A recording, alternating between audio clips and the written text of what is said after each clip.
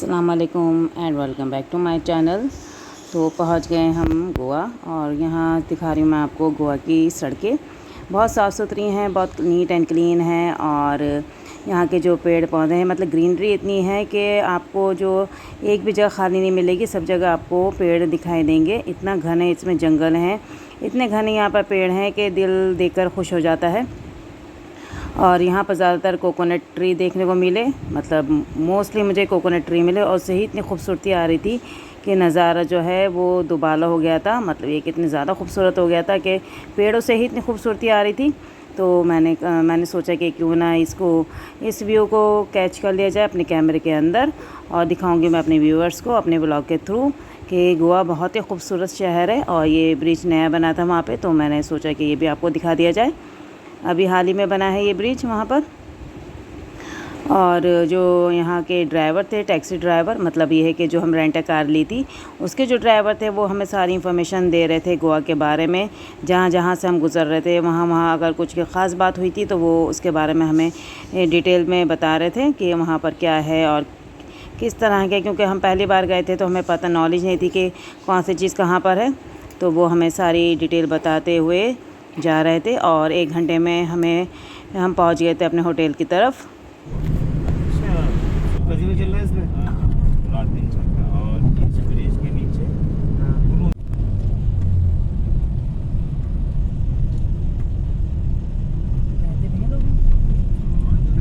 लोग बहुत कम नजर आ रहे हैं मुझे, वही मैं देख रहा हूँ। ज़्यादा है ये नहीं है, ज़्यादा लोग। होटल पहुंचते ही हमने रूम देखा अपना, जो कि हमें दिया गया था हमारी बड़ी बहन की तरफ से। मतलब ये कि सारे जितने भी गेस्ट थे शादी में आने वाले थे उनको उन्होंने सबसे पहले, हमारी सिस्टर ने गोवा 3 दिन का ट्रिप दिया था सारे जितने भी गेस्ट थे उनको। और उसके बाद वो मुंबई ले गई थी शादी अटेंड करने के लिए। तो ये गिफ्ट था सब जो अटेंड कर रहे हैं शादी उन लोगों के लिए। तो थैंक यू सो मच, हमने बहुत ही मज़े किए गोवा में।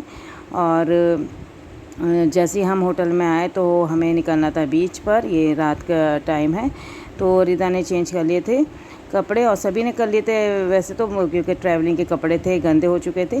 तो सबने कपड़े चेंज किए और फिर हम आ गए इस बीच पर। ये है बागा बीच, यहाँ की बहुत ही मशहूर बीच है ये।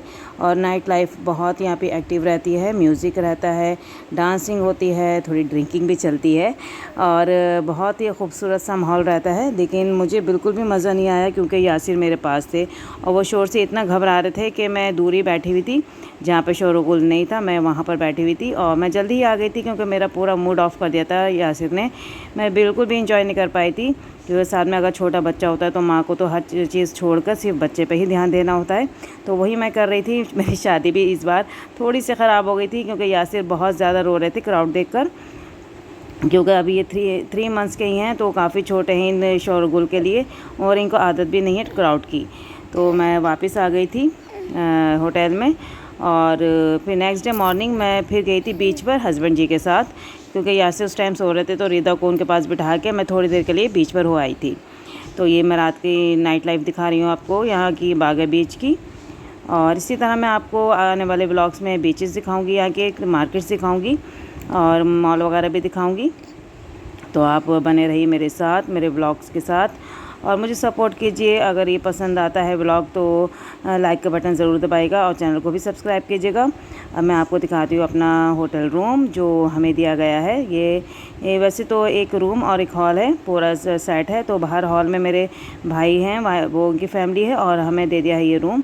तो हम रूम में हैं क्योंकि रूम में यासिर बहुत रोते हैं तो हमें रूम लेना ही लाजमी था कि अगर बाहर हॉल में सोते तो बहुत ही शोर मचता, सब डिस्टर्ब हो जाते, इसलिए मैंने एक सेपरेट रूम लिया था छोटे बच्चे की वजह से। और ये जो आप देख रहे हैं सामने भी जितने भी ये फ्लैट्स हैं सब में गेस्ट हैं और बहुत ही खूबसूरत नज़ारा है बाहर का। ये सुबह के 7 बज रहे हैं तो आग तो जल्दी खुल ही जाती है। मैंने सोचा आपको दिखा दूँ बाहर का नज़ारा। बच्चे अभी सो रहे थे, ये देखिए सब सो रहे हैं, थके हुए हैं क्योंकि रात को काफ़ी लेट आए थे हम बीच से, तो सब थके हुए सो रहे हैं। और वैसे भी छुट्टियां हैं तो देर से उठते हैं, वरना स्कूल जाना होता तो मैं इनको जल्दी उठा देती हूँ। वैसे भी अब वेकेशन पे आए तो मैंने उठाना सही नहीं समझा, सोचा कि सोने दिया जाए। अब वेकेशंस पे तो इनको इजाज़त है ज़्यादा देर सोने की। फिर नेक्स्ट डे मॉर्निंग फिर हम एक और बीच गए थे, इसका नाम मेरे दिमाग से निकल गया, मैं आपको नेक्स्ट ब्लॉग में बताऊंगी इस बीच का नाम। तो यहाँ पर सब लोग गए थे, जितने भी आए थे शादी अटेंड करने गेस्ट, तो सब एक साथ गए थे।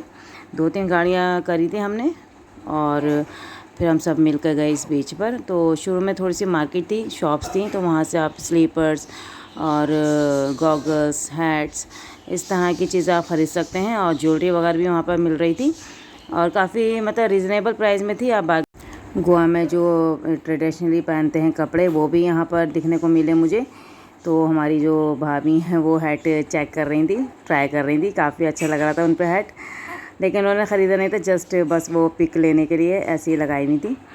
और काफ़ी लोगों ने चीज़ें ख़रीदी, मतलब मुझे भी ख़रीदना थी स्लीपर्स बच्चों के लिए, क्योंकि मैं जब गोवा आ रही थी तो मैं रखना भूल गई थी साथ में। तो यहाँ पर मुझे स्लीपर्स लेनी थी, लेकिन बच्चों के साइज़ की उस टाइम मिली नहीं थी, तो मैंने दूसरी मार्केट से ख़रीदी थी। और ये टाइम है 10 से 11 बजे का, बहुत ठंडी ठंडी हवा चल रही थी, बहुत अच्छा लग रहा था। धूप थी लेकिन ठंडी हवा थी, तो इतना मुझे गर्मी नहीं लगी, मतलब किसी को भी गर्मी नहीं लगी, काफ़ी इंजॉय कर रहे थे सब लोग। लेकिन अनाया का मूड ऑफ था क्योंकि रात लेट नाइट हो गए थे। रात को जो हम बीच गए थे बागर बीच, वहाँ से आते आते हमें 12-1 बज गए थे। तो अनाया की थोड़ी सी तबीयत ख़राब हो गई थी, इसलिए वो थोड़ी सी सैड है इस ब्लॉग में, क्योंकि रात को उसको वॉमिट हो गई थी, तो इस वजह से थोड़ी सी कमज़ोरी सी महसूस हो रही है उसे। लेकिन लाना ज़रूरी था अपने साथ, हम होटल में छोड़कर नहीं आ सकते थे, तो हमारे साथ आ तो गई, लेकिन उसकी तबीयत बहुत ज़्यादा ख़राब थी। तो मेरे साथ ही बैठी रही वो बेंच पर, और यासिर मेरी गोद में थे और हम देख रहे थे लोगों को पानी में खेलते हुए। मैं तो नहीं गई क्योंकि मुझे अच्छा नहीं लगता, रेत में जब पैर हो जाते हैं तो मुझे ये चीज़ अच्छी नहीं लगती, तो मैं दूर बैठ कर ही बस नज़ारे इंजॉय करती हूँ। तो यहाँ पर मैं बैठी हूँ, यासिर मेरी गोद में है और मेरी सिस्टर मेरी बराबर में बैठी हैं। और ये देखिए यहाँ पर डॉग्स भी हैं 2-3, लेकिन बड़ी शांत थे, का मतलब ये नहीं कि हंगामा काट रहे हो, एक जगह बैठे हुए थे। और ये देखिए खूबसूरत नज़ारा इस बीच का, मैं आपको इसका नाम नेक्स्ट ब्लॉग में ज़रूर बताऊंगी इंशाल्लाह।